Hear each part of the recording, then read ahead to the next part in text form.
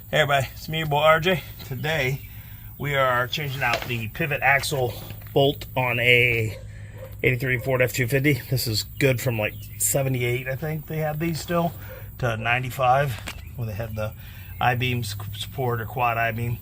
What you're going to need, at least on the 83, is a 18 millimeter for the front bolt and a 21 short or a 7/8 to help hold it while you impact it. You're gonna need an impact. You're not breaking this free. Okay? Then you're gonna need to jack up the truck, put a jack stand under the frame, leave the jack there to protect it.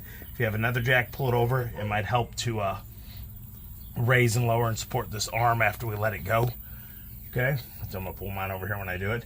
And you're gonna need a pry bar, tire irons, and a 2x4. Okay? And then boom, that's it. And I'm actually gonna go get the parts. I forgot to go get them. I almost forgot you're gonna need a ball joint press.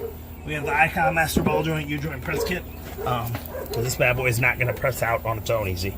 All right, so I got that there.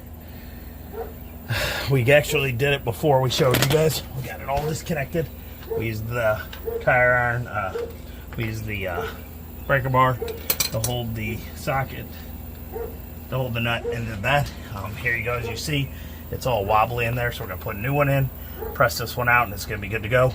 I might have to go get a dead blow or something to get this nut free, so I'm gonna go try that. Put my pry. I might have to get my jack out here to help support this to get the bolt all the way out, because it might wanna, it's being held by its weight. Okay, you can back it out with your impact, and as you see that arm went up, that's what you're gonna need the pry bar for. You're gonna need to put this pry bar under here. And oh my god, that bitch is strong. And it's much stronger than I was thinking we're gonna be. We're gonna have to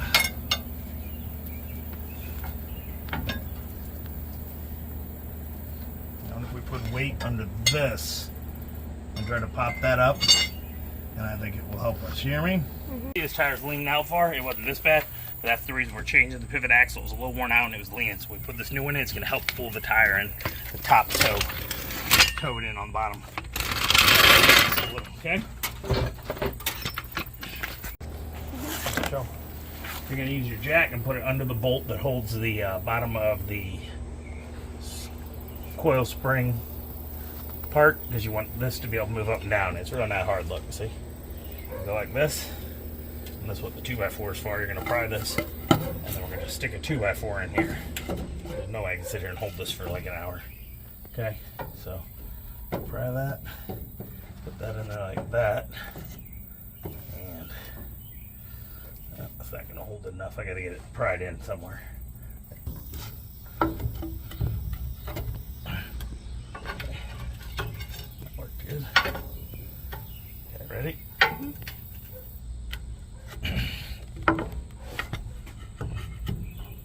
Fucking smoke by it. Okay. See, this is all worn out. See that how it's like lopsided, and that's why it was moving up. I'm gonna show you over here what it did. How we pried the tire and just lifting the arm immediately brought the toe in. You know, toe out, whatever. We had to use the BJA 6JP on this side with the regular one, and then we had to use the pusher, and then we had to use the BJA 1P. And then because I had nothing else that was in there that's small enough to fit in the back, I just took a 15/16 socket and pushed the back, and now we're out. And like some people say, you can hammer it, but it was gonna be up. And well, we got a problem. What?